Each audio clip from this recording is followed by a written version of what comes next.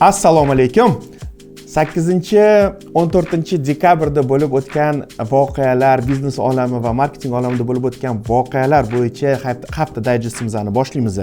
Birinchi yangiligimiz ushbu qisqa xabarlarda sizlar bilan xosnomlar tomonidan taqdim etilayotgan siylanmalar haqida gaplashamiz. Hayron qolmanglar, men bunaqa deyotganimga sababi o'tgan haftada atamalar bilan shug'ullanadigan o'sha Fanlar akademiyasining komissiyasi tomonidan xorijiy atamalarning o'zbekcha muqobillari, ya'ni o'zbekcha analoglari taklif etildi. Unga ko'ra endi deadline so'zi so'nggi muddat, rasprodaja arzon sotuv, trening mashg'ulot, emoji imo va boshqalar shunga o'xshagan so'zlarni o'zbek tilidagi nomlanishi e'lon qilindi.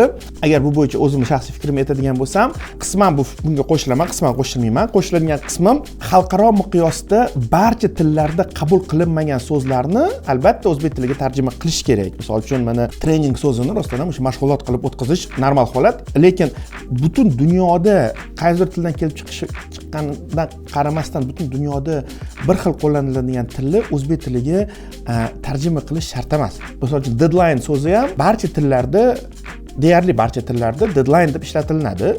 Bu alohida termin sifatida aylanib ketgan va shuning uchun ularni menimcha tarjima qilish mumkin, lekin tarjima qilgan bilan baribir hayotga bu narsa tatbiq etilmaydi. Yoki misol uchun xosnom, brend so'zini xosnom deb tarjima qilishgan. Endi brend so'zi aniq hayotda ishlatilganda hech kim brendni xosnom deb aytishiga shaxsan men umuman ishonmayman.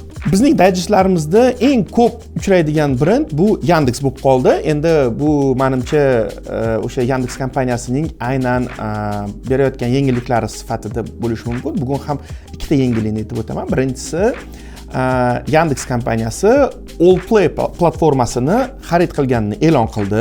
Bilamiz, Yandex kompaniyasida o'zini Kinopoisk deb nomlangan video platformasi bor va Allplay ham O'zbekistondagi eng ommabop bo'lgan va anchadan juda ham uzoq faoliyat yuritib kelayotgan platformalardan biri edi. Shaxsan men birinchi bu yangilik chiqqanda juda ham xursand bo'ldim bu narsadan. Ya'ni O'zbekistondagi bizneslar exit qilishi bu yaxshi narsa. Lekin biroz muddat o'tgandan keyin juda ham ko'p negativ fikrlar ijtimoiy tarmoqlarda paydo bo'lish boshladi. Ya'ni Allplayni ichidagi juda ham katta kontent yo'q bo'lib qolganligi haqida odamlar noroziliklarini bildirishdi. Buning ham ikkita tarafi bor. Butun dunyo, rivojlangan dunyo mualliflik huquqlarini himoyasiga qarab ketyapti. Bizda ham shunaqa bo'lish kerak. Ya'ni barcha kontent litsenziyalashgan bo'lish kerak va o'sha kontent egasi bu narsa uchun to'lov olishi kerak. Allplayda 80-90% kontent bu endi oddiy tilda aytganda piratskiy kontent edi. Ya'ni ular har xil platformalardan uni skachet qilib o'sha o'zini Allplayga joylashtirishgandi. To'g'ri, odamlar uchun qulay edi. Odamlar buni tekinga ko'rishmasdi. Odamlar bunga pul to'lab ko'rishardi-ku. Endi Yandex katta va publichniy kompaniya, ya'ni ularning aksiyalari savdosi bo'ladi. Ularni qilayotgan faoliyatlar davomida ular unaqa qilisha olmaydi.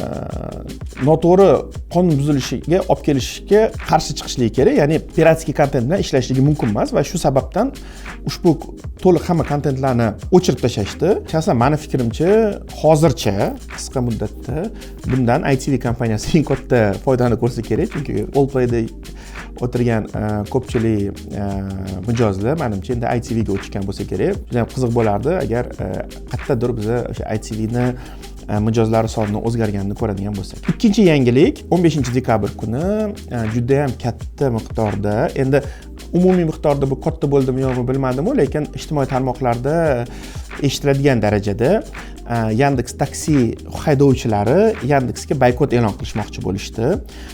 Buni sababi qilib aynan o'sha taksi haydovchilaridan olinadigan komissiya foizi miqdorini juda ham yuqoriligini baj qilib keltirishgan va kompaniyaga o'zlarini o'sha og'riqlarini yetkazish maqsadida boykot e'lon qilishdi.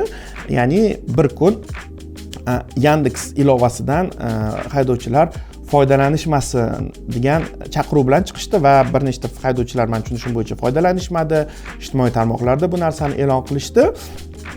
Endi ya'ni yoki Yandexdan foydalanmanglar yoki muqobil o'sha boshqa MyTaxi va shunga o'xshagan boshqa mahalliy taksi agregatorlardan foydalaninglar degan chaqiruv bilan haydovchilar chiqishdi. Bu narsa qanchalik Yandexga ta'sir qildi yoki qanchalik Yandex bundan keyin o'zini siyosatini, ya'ni o'sha foiz bo'yicha siyosatini o'zgartiradi, hozircha bizga noma'lum. Yandex bu bo'yicha hali hech qanaqa chiqish qilgani yoki hech qanaqa reaksiya bildirgani yo'q.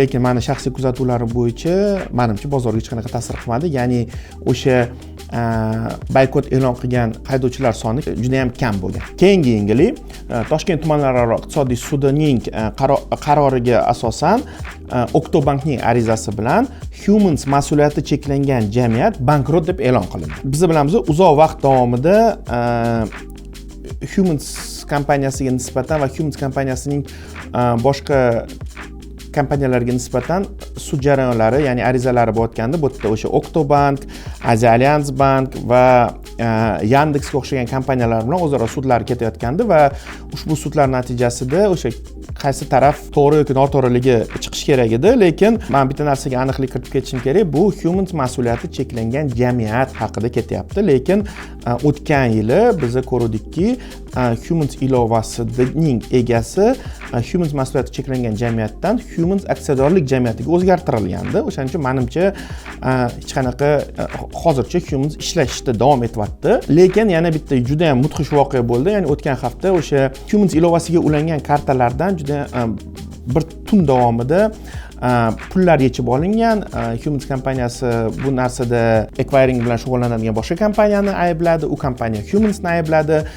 Bu bo'yicha hali menimcha tekshiruv ketyapti va yakuniy natija e'lon qilingani yo'q. Lekin umuman mana shu bo'lib o'tayotgan voqealar umumiy ko'rinishda menimcha Humans faoliyatiga juda ham yomon ta'sir qilsa kerak. O'tgan haftada Toshkent shahri va respublikamizning boshqa 15 ta hududida aksariyat aholi uchun kutilmagan ravishda bir kunda deyarli barcha dorilar maxsus o'sha retseptlar orqali berilishi e'lon qilindi va bir kunda juda ham katta shov-shuvga aylanib ketdi. Sababi bu tizimga doktorlar ham, farmatsevtlar ham va eng asosiysi aholi ham tayyor bo'lmagan. Ko'pchilik o'zining doimiy ravishda qabul qilingan dorilarni ham sotib olishmagan va ayrim blogerlarning e'lon qilishi bo'yicha hattoki oddiy parasetamolni ham sotib olish imkoniyati bo'lmagan. Keyinchalik Sog'liqni saqlash vazirligi bu narsani bekor qildi va bosqichma-bosqich amalga oshiradigan bo'ldi. Ya'ni birinchi etapda bu gormonal dorilar va og'ir kasalliklarga qarshi kurashadigan dorilar birinchi bosqichda, keyingi bosqichda boshqa dorilar qilib, bosqichma-bosqich bu etapga o'tiladigan bo'ldi. Men hayron qolgan narsam nimaga boshidan shunaqa qilishmaganligi. Aslida dorilarni retsept orqali sotib olish, ya'ni retseptli dorilarni faqatgina doktorning ko'rsatmasi orqali, yozma ko'rsatmasi orqali sotib olish tajribasi bu barcha rivojlangan davlatlarda bor tajriba va bu to'g'ri tajriba.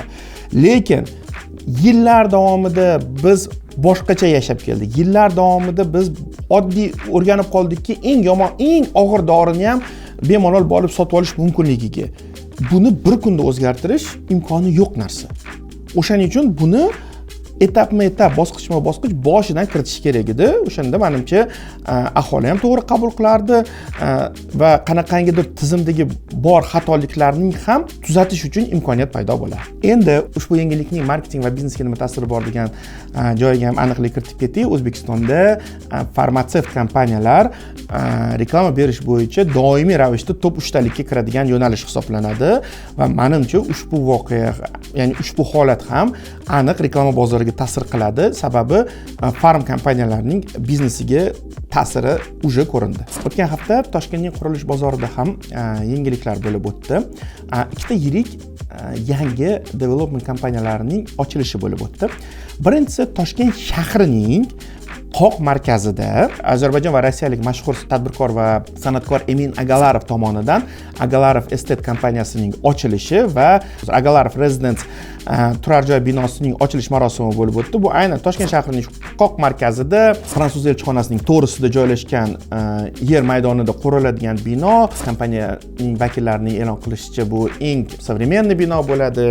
Juda ham chiroyli prezentatsiya bo'lib o'tdi.